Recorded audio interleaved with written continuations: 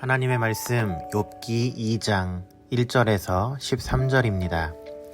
또 하루는 하나님의 아들들이 와서 여호와 앞에 서고 사탄도 그들 가운데에 와서 여호와 앞에 서니 여호와께서 사탄에게 이르시되 내가 어디서 왔느냐?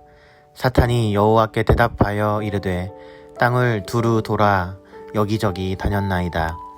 여호와께서 사탄에게 이르시되 내가 내 종 욥을 주의하여 보았느냐? 그와 같이 온전하고 정직하여 하나님을 경외하며 악에서 떠난 자가 세상에 없느니라.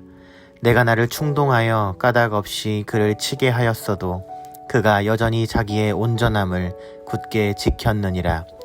사탄이 여호와께 대답하여 이르되 가죽으로 가죽을 바꾸오니 사람이 그의 모든 소유물로 자기의 생명을 바꾸올지라. 이제 주의 손을 펴서 그의 뼈와 살을 치소서. 그리하시면 틀림없이 주를 향하여 욕하지 않겠나이까. 여호와께서 사탄에게 이르시되 내가 그를 내 손에 맡기노라. 다만 그의 생명은 해하지 말지니라. 사탄이 이에 여호와 앞에서 물러가서 욥을 쳐서 그의 발바닥에서 정수리까지 종기가 나게 한지라. 욥이 제 가운데 앉아서 질그릇 조각을 가져다가 몸을 긁고 있더니 그의 아내가 그에게 이르되 당신이 그래도 자기의 온전함을 굳게 지키느냐? 하나님을 욕하고 죽으라. 그가 이르되 그대의 말이 한 어리석은 여자의 말 같도다. 우리가 하나님께 복을 받았은즉 화도 받지 아니하겠느냐 하고 이 모든 일에 욥이 입술로 범죄하지 아니하니라. 그때에 욥의 친구 세 사람이 이 모든 재앙이 그에게 내렸다 함을 듣고 각각 자기 지역에서부터 이르렀으니 곧 대만 사람 엘리바스와 수앗 사람 빌닷과 나아맛 사람 소발이라. 그들이 욥을 위문하고 위로하려 하여 서로 약속하고 오더니 눈을 들어 멀리 보매 그가 욥인 줄 알기 어렵게 되었으므로 그들이 일제히 소리질러 울며 각각 자기의 겉옷을 찢고 하늘을 향하여 티끌을 날려 자기 머리에 뿌리고 밤낮 7일 동안 그와 함께 땅에 앉았으나 욥의 고통이 심함을 보므로 그에게 한마디도 말하는 자가 없었더라. 아멘. 욥은 첫 번째로 찾아온 시험을 성공적으로 통과했습니다. 하지만 사탄은 또다시 하나님께 욥을 시험해 볼 것을 요구했죠. 욥에게 닥친 두 번째 시험에서는 그는 건강을 잃고 몸에 난 종기로 고통스러워합니다. 이런 고통 중에도 욥은 범죄하지 않았습니다.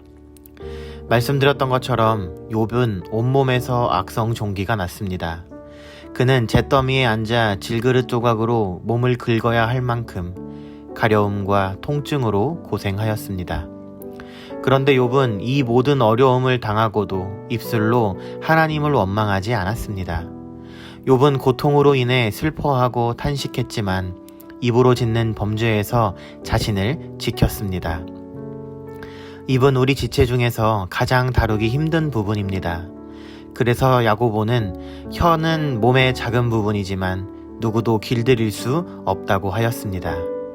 비록 길들이기 쉽지 않은 입이지만 고통 가운데서 그것을 제어하는 것이 승리의 비결입니다. 그렇다면 욥은 어떻게 입술을 제어하였겠습니까? 하나님의 마음에 합한 사람이었던 다윗도 그 인생을 살면서 많은 시험과 고난을 경험하였습니다. 그는 오랫동안 사울왕의 추격을 받으면서 생명을 위협당했습니다. 그는 자신이 당하는 고난 속에서 입술로 죄를 범할 위험이 있음을 알았습니다. 그래서 그는 하나님께 자신의 입술에 파수꾼을 세워주시고 입술의 문을 지켜달라고 기도하였고 그렇게 고난이 닥치면 입술을 지켜달라고 먼저 기도하였습니다. 고난 중에서 우리는 하나님을 원망할 뿐만 아니라 주변에 있는 사람들에게 분노하며 불평하기 쉽습니다. 그러한 우리의 말들은 우리가 당한 고난을 더 악화시키고 관계를 깨트릴 뿐이라는 점을 우리는 알아야 합니다. 그러므로 그 어느 때보다 고난이 찾아왔을 때 우리는 입으로 죄를 짓지 않도록 경계해야 합니다. 욥에게는 아내와 친구들과 같은 가까운 관계들이 있었습니다. 하나님께 많은 복을 받은 욥에게 갑자기 고난이 찾아왔으니 그들도 많이 당황했을 겁니다. 특히 욥의 아내는 자신네 가정에 찾아온 고난을 묵묵히 받아들이지 못했습니다. 그래서 그녀는 욥에게 하나님을 욕하고 죽으라는 말까지 하였습니다. 그러나 이러한 아내의 반응에도 욥은 흔들리지 않고 오히려 그녀를 향해 꾸짖었습니다. 욥의 아내와 달리 그의 친구들은 욥의 고통을 보며 슬퍼하고 크게 동정하였습니다. 그러나 그들의 침묵조차도 욥에게는 진정한 위로가 되지는 못했을 겁니다. 어쩌면 친구들의 침묵 속에서 그는 고난이 가져온 외로움을 더 크게 느꼈을지도 모르겠습니다. 사람들은 고난이 찾아오면 자신을 도와줄 수 있는 누군가를 찾게 됩니다. 그리고 두려움 가운데서 가까운 사람들이 보이는 반응에 영향을 받습니다. 오랫동안 인생을 함께 살아온 배우자나 친구들이라면 그들에게 받을 영향력은 더 클 것입니다. 그러나 하나님 외에 누구도 고난 중에 있는 사람의 두려움을 완전히 이해하고 그 고통을 이해하시고 해결할 수 있는 분은 없습니다. 우리가 항상 하나님께 시선을 고정하고 그분을 의지해야 하는 이유가 바로 이것입니다.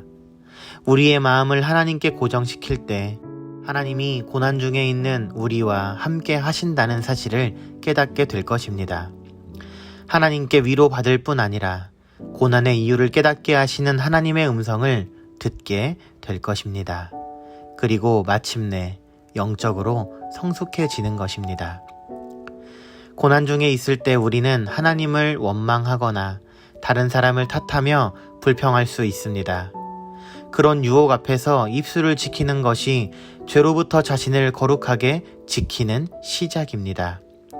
입술에 원망을 담지 말고 믿음의 고백을 담으시기 바랍니다. 하나님께 드리는 마음의 고백과 간절한 기도를 통해 우리는 하나님이 주시는 진정한 위로를 경험할 수 있다는 이 사실을 꼭 기억하시길 간절히 바랍니다.